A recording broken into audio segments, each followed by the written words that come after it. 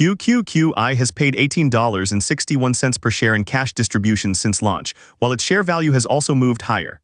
That is the combination income investors actually want, substantial cash now without finding the portfolio's principal on the autopsy table. But those payments are not free money.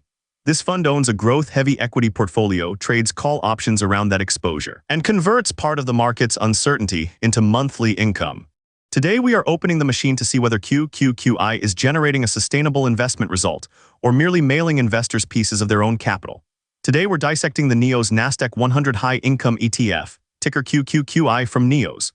QQQI is an equity fund built around Nasdaq 100 stocks. That means the engine is powered primarily by large growth companies, not bonds, treasury bills, or a conventional dividend portfolio. The fund then adds call options to pursue high monthly income while retaining some potential for equity growth. In plain English, shareholders are combining a growth stock portfolio with an options desk. The stocks provide the market exposure. The option activity collects premium that can help fund the distributions. The price of that income is a different return pattern from simply owning the underlying equities. Some upside may be surrendered, downside protection is limited, and the tax character of each payment may not match the economic source of the return. That distinction matters because a distribution is only the envelope arriving in your mailbox. The real question is what had to happen inside the portfolio to fill it. QQQI launched on January 30, 2024. Our figures are current through July 31, 2026, so this is a relatively young fund with enough history to examine, but not enough to pretend we have watched it survive every possible market regime. This video is for research and education only. It is not financial, investment, tax, or legal advice, and it is not a recommendation to buy, sell, or hold QQQI or any other security. ETFs can lose value, and distributions, option results, prices, and tax treatment can change. Verify the current prospectus, distribution notices, holdings, tax documents, and other official fund materials for yourself, and consult a qualified professional who understands your circumstances. Let's check the vitals. QQQI pays monthly, charges an expense ratio of 0.68%, and has $13,400 million in assets under management. That asset base suggests the fund has attracted serious investor attention, rather than remaining a tiny laboratory experiment. Its category is derivative income, but the word derivative should not distract from the first layer of the portfolio. This remains an equity investment. Its fortunes are connected to the market behavior of large Nasdaq-oriented companies, with an options program modifying how that exposure is monetized. The monthly schedule is convenient for investors matching portfolio cash flow to regular expenses. Convenience, however, is not the same as safety. A fund can pay every month and still produce a poor result if its capital base deteriorates faster than the cash arrives. That is why this autopsy separates the payout, the NAV path, and the distribution-inclusive return instead of treating one attractive rate as the whole diagnosis. The expense ratio deserves the same practical treatment. It is the ongoing cost of having NEOs manage the equity exposure and option activity. The relevant question is not whether that fee exists. It is whether the finished result after the strategy and its costs offers something useful compared with owning a plain Nasdaq-oriented fund and creating cash flow another way. For a buyer looking at QQQI today, the honest lead number is the current run rate, 15%. That annualizes the latest 4 monthly payments and asks what the investor would receive if those recent payments repeated. The trailing 12-month yield is 14%. In this case, the two measures are close, and the current rate is slightly higher because recent payments have been stronger than some earlier ones. That is healthier than a fund advertising a stale historical yield after its present-day distribution has collapsed. The latest payment was 63 cents per share. That is cash, not a percentage, and it is not a guaranteed coupon. Future payments can move with option premiums, market conditions, portfolio decisions, realized gains, and the fund's distribution policy. The mechanical annualized figure based only on that latest payment is also 14%. I would give less weight to that single payment calculation than to the latest 4 run rate because 1 month can be noisy. Option markets do not issue identical paychecks. Volatility can rise or fall, contracts can finish in different places, and portfolio managers can adjust the structure. A current rate in this territory is genuinely high. It should immediately trigger 2 questions. First, how much of the payment is being earned through portfolio activity? Second, what is happening to the capital producing it? Yield tells us the speed of the cash coming out. It does not by itself tell us whether the entire investment is moving forward. Time for the history. The first 4 distributions average 60 cents per share. The latest 4 average 65 cents. The payout has risen versus the launch period payments, with the recent average reaching 108% of the early average. That direction deserves credit. QQQI is not presenting us with an enormous launch payment followed by a quiet retreat. based on the supplied history. Recent shareholders have been receiving slightly more cash per payment than investors saw near the beginning. Still, a rising average is not a contractual promise. An options income fund lives in a changing environment. When option premiums are richer, the portfolio may have more income to work with. When premiums become less rewarding, maintaining the same distribution can require other economic sources, including realized gains or return of capital. Investors should therefore judge the record as evidence, not destiny. The useful observation is that the distribution has so far been steady enough to support the fund's income case and has moved in the favorable direction. The unresolved question is how that policy behaves through a longer stretch of weak equity returns, subdued option premiums, or a sharp rebound after a sell-off. A young record can pass the tests it has faced without proving it has passed tests that have not happened yet. Net asset value is where we inspect whether those monthly checks are leaving structural damage behind. QQQI's latest NAV price is $53.04, compared with a launch reference price of $49.14. Its NAV return since inception is 8%. The capital base has moved up rather than down, even after the fund made its distributions. That is important because chronic NAV erosion is one of the clearest warning signs in a high distribution product.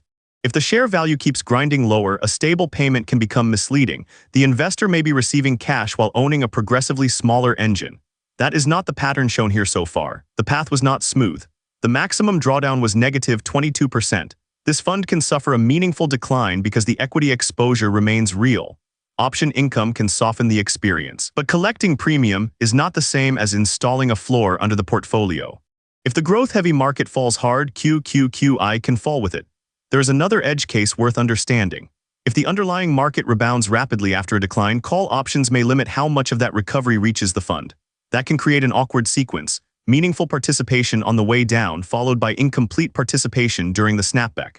The actual result depends on how the contracts were positioned, but the structural risk is part of the bargain. So the NAV chart gives us two messages at once. Principal has held up since launch, which is encouraging. The drawdown shows that investors must still be able to tolerate equity-level turbulence while waiting for the monthly cash flow. Now we put the share value path and the distributions back together. QQQI's simple distribution inclusive return since inception is 46%. That is the central result of this examination. The fund did not merely produce attractive deposits while quietly destroying an equal amount of capital. Based on the supplied figures, investors received substantial cash and retained a higher valued holding. This is why evaluating an income ETF by price alone can produce the wrong conclusion. A conventional growth fund tends to leave more of its return embedded in the share price. QQQI deliberately converts part of its economic result into recurring cash. Comparing the price charts while ignoring those distributions would treat money already delivered to the shareholder as though it vanished. The reverse mistake is equally dangerous, adding up the payments while ignoring the remaining share value. Total return forces both sides onto the same examination table. There is also a practical difference between receiving cash and having to sell shares. An investor using distributions for expenses does not need to decide which shares to liquidate each month.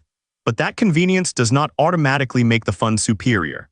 Reinvesting investors may prefer a vehicle that keeps more growth inside the portfolio, especially during powerful rallies. Taxable investors also need to examine how the distributions are characterized rather than assuming every dollar is ordinary dividend income or automatically tax-efficient. The existing result is strong. The correct interpretation is not that the strategy has eliminated trade-offs.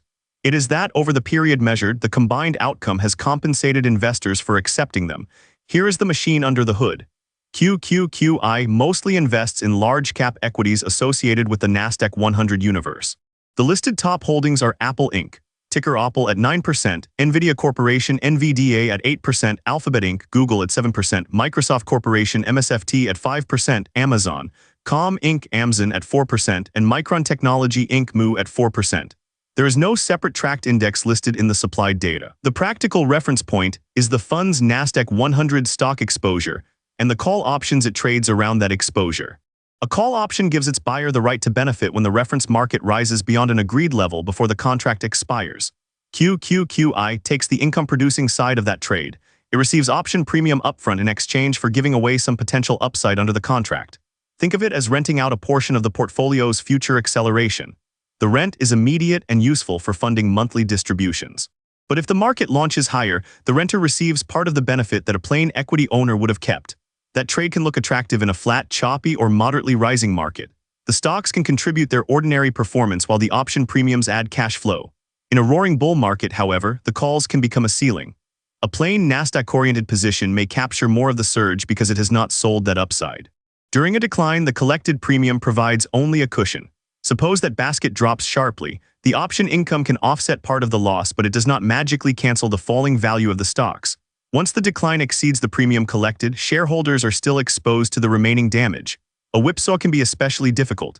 Imagine the portfolio falling, then recovering quickly.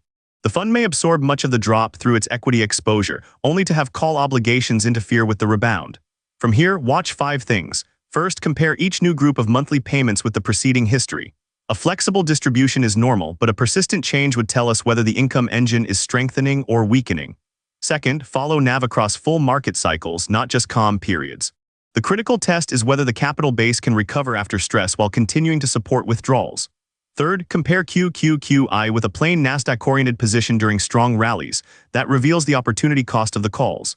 Income investors should know not only what they collected, but also what upside they exchanged for it. Fourth, inspect official distribution notices and tax documents. The label attached to the cash can affect taxable investors, while the relationship between return of capital and NAV helps distinguish tax management from genuine deterioration. Fifth, monitor portfolio concentration. When a relatively small group of growth companies drives much of the exposure, company-specific disappointments, valuation changes, or shifts in technology spending can influence both the equity result and the option environment. The fund does not need to win every comparison. It needs to continue doing its chosen job, delivering useful cash flow while preserving enough capital and total return to make the exchange worthwhile. Clean bill of health. QQQI earns that assigned verdict because the evidence shows a functioning income strategy rather than a payout illusion. The distribution record is steady and has improved from its early level. The remaining investment value has advanced. Most importantly, the distribution-inclusive result confirms that shareholders have kept a strong combined outcome instead of merely receiving their principal back in monthly installments. The fund appears best suited to an investor who wants recurring cash, accepts growth stock volatility, and is comfortable sacrificing some participation in explosive rallies. It is less naturally suited to someone whose sole priority is maximizing long-term upside from the Nasdaq's strongest runs. The condition behind this positive diagnosis is understanding the bargain. QQQI is not a high-yield savings account and not a stock portfolio with free income stapled to it. It is an actively managed exchange. Some future upside is sold to create cash today, so the verdict is favorable but not magical. The patient is healthy because both halves of the result, the income already paid and the investment still standing, have held up together. 2 quick things before you go. If this teardown helped you see past the headline yield, hit the like button. It genuinely helps the channel. Subscribe so the next ETF autopsy lands in your feed. And drop a comment. Which ticker should we put on the table next, and where do you think the real risk is hiding? We read everyone. Thanks for watching.